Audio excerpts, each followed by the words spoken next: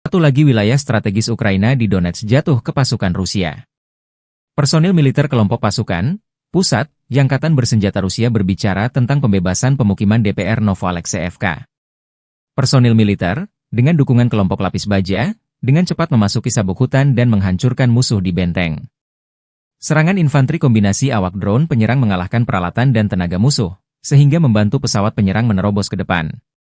Sebagai hasil dari tindakan aktif dan tegas, personel militer menduduki posisi yang sangat penting dan memasang 3 warna Rusia di daerah berpenduduk.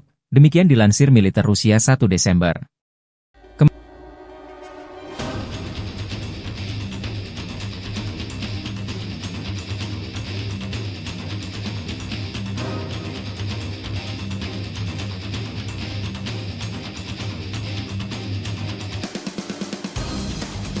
Чтобы дойти до Новоалексеевки, мы прошли больше 12 километров по лесополосам.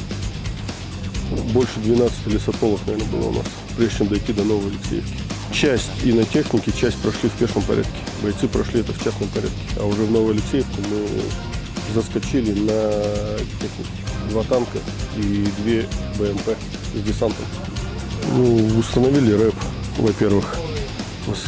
Проверили маршрут, чтобы не заминировано было. И вот только тогда, после этого, подготовка. Ночь планирования, да, и на утро решили заскочить на бронетехнике.